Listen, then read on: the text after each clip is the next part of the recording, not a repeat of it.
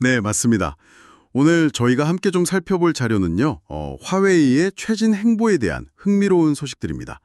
특히 톰스 하드웨어, 트렌드포스 뉴스, 또 중국 IT 매체 콰이커지 기사를 보니까요, 화웨이가 자체 칩이랑 운영체제를 탑재한 새로운 PC를 선보인다는 소식이 있더라고요. 이 의미를 오늘 좀 깊이 있게 들여다보려고 합니다. 단순히 정보를 나열하는 걸 넘어서요, 이 움직임이 여러분과 기술 산업에 어떤 의미를 던지는지 그걸 파헤쳐보는 게 저희 목표입니다. 네, 맞습니다. 이게 사실 미국의 그 제재라는 배경 속에서 화웨이가 독자적인 기술 생태계를 만들려는 어떻게 보면 굉장히 야심찬 시도거든요. 과연 이 길이 성공으로 이어질 수 있을지 그 가능성하고 또 과제 이런 걸 중심으로 이야기 나눠보면 좋을 것 같습니다. 주진 자료들 보면서 핵심을 짚어보죠. 좋습니다. 시작부터 흥미로운데요. 최근에 그 메이트북 프로 2025 노트북 공개도 있었지만 더 눈길을 끄는 건 그거 같아요. 5월 19일 공개 예정이라는 화웨이 최초의 폴더블 PC. 여러 매체에서 이걸 좀 비중 있게 다루고 있더라고요. 맞습니다. 근데 이 두 기기의 진짜 핵심은 뭐랄까 겉모습이 아니라 그 안에 있는 거죠. 바로 화웨이가 자체 개발한 새로운 기린 X90 칩, 그리고 하모니 OS 운영체제, 이게 탑재된다는 점입니다. 톰스 하드웨어에서는 이걸 두고 화웨이의 애플 실리콘 순간일 수 있다 이렇게 평가하는데요. 이게 상당히 의미심장한 비유죠. 애플 실리콘 순간이요. 그러니까 하드웨어란 소프트웨어를 직접 다 만들어서 최적화하겠다. 뭐 이런 의도로 읽히네요.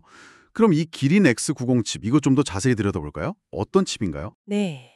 일단 이건 화웨이의 반도체 설계 자회사죠. 하이실리콘이 설계를 했고요. 제조는 이제 중국 SMIC의 7나노 공정으로 만들었을 가능성이 높다고 보고 있습니다. 톰스 하드웨어 분석을 보면요. 암 아키텍처 기반이고 10코어. 그러니까 고성능 4개, 중간 성능 4개, 저전력 2개 뭐 이런 식으로 추정하는데 20스레드 기조라고 해요. 여기서 근데 주목할 점은 그냥 암 설계를 가져다 쓴 게 아니고요. 타이산이라고 하는 화웨이가 자체 설계한 코어가 포함됐을 수 있다는 겁니다. 그만큼 이제 성능 최적화에 신경을 썼다는 거죠. 와, 자체 설계 구호까지요. 정말 본격적인데요. 근데 그 7나노 공정이라고 하셨잖아요. 이게 최신 기술 경쟁에서는 좀 아쉬운 부분도 있지 않을까요? 네, 정확한 지적이세요. 톰스 하드웨어도 그 부분을 짚고 있는데요. SMIC의 7나노 공정이 아무래도 성능이나 전력 효율 면에서요. TSMC 같은 선두 주자들의 최신 공정에는 좀 미치지 못할 수 있다. 이렇게 분석합니다. 그러니까 잠재력은 있는데 현실적인 제약도 분명히 있다는 거죠. 그럼에도 중요한 건 과거에 서버용 칩을 막 PC의 임시 방편으로 쓰고 그랬잖아요. 그런 거에서 벗어나서 이제 본격적인 PC용 자체 프로세서를 만들었다는 거, 이 전력적인 전환이 중요합니다. 트렌드포스도 이 점을 딱 짚어서 하드웨어, 소프트웨어 수직 통합의 시작이다 이렇게 보고 있고요. 그렇군요. 이 칩이 두뇌라면 운영 체제인 하모니 OS는 영혼이라고 할 수 있겠네요.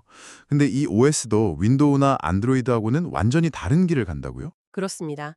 하모니 OS는 그 리눅스나 안드로이드 기반이 아니에요. 자체적인 커널, 그러니까 운영체제의 가장 핵심 엔진부터 독자적으로 만들었다는 겁니다. 콰이커즈 기사를 보면 분산 소프트버스라는 기술을 되게 강조하는데요. 이게 뭐냐면 스마트폰, 태블릿, PC 같은 여러 기기들이 있잖아요. 이걸 마치 하나처럼 아주 매끄럽게 연결해서 작동시키는 기술이에요.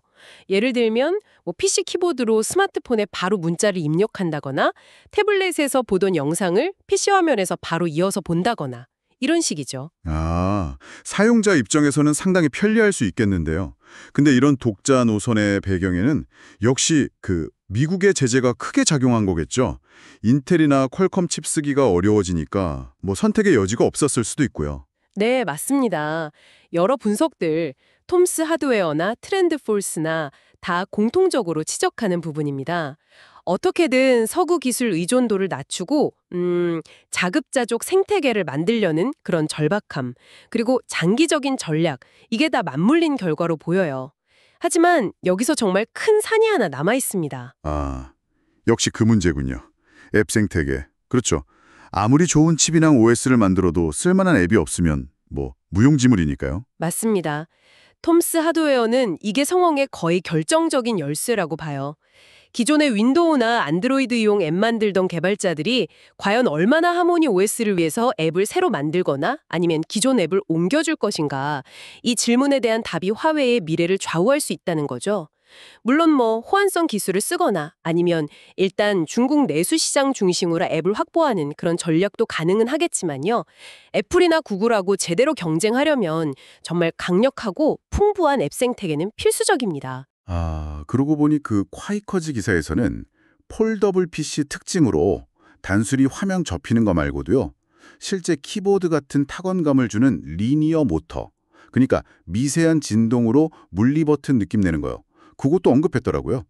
약간 기술력을 과시하려는 의도도 좀 보이는 것 같아요. 네, 그렇죠. 이게 프리미엄 제품 라인업, 그 UL티메이트 디자인 소속이거든요. 이걸 통해서 기술력을 보여주고 동시에 중국 정부가 추구하는 기술 자리의 목표와도 좀 보조를 맞추려는 그런 움직임으로 해석할 수 있습니다. 물론 이제 기린 X90의 실제 성능이 어느 정도일지 이거는 곧 공개될 제품들의 벤치마크 결과를 통해 냉정하게 평가받게 되겠죠. 자, 오늘 자료들을 쭉 보니까요. 화웨이의 모습은 제재 속에서도 그냥 주저앉는 게 아니라 기린 X90과 하모니 OS라는 독자 기술로 PC 시장에서 새로운 길을 만들려는 굉장히 강력한 의지를 보여주는 것 같습니다. 새로운 메이트북 프로, 그리고 특히 기대를 모으는 그 폴더블 PC가 일종의 시험대가 되겠군요. 맞습니다. 하드웨어랑 소프트웨어를 같이 주는 전략은 분명히 잠재력이 커요. 최적화라든지 아니면 새로운 사용자 경험 측면에서요. 하지만 결국 관건은 이겁니다. 과연 얼마나 많은 사용자와 개발자를 이 새로운 하모니 OS 생태계 안으로 끌어들일 수 있을까? 기술 자립이라는 그 이상과 시장 현실 사이에서 화웨이가 과연 어떤 성적표를 받게 될지 정말 흥미로운 관전 포인트가 될 것 같습니다. 네, 오늘 저희가 함께 파헤쳐본 내용을 바탕으로 마지막으로 당신에게 이런 질문을 던져봅니다. 단순히 서구 기술을 대체하는 것을 넘어서 진정한 기술 독립이란 무엇을 의미할까요? 그리고 전 세계 개발자 커뮤니티의 폭넓은 참여 없이 독자적으로 구축한 생태계가 과연 장기적으로 번성할 수 있을지 한번 깊이 생각해 보시는 건 어떨까요?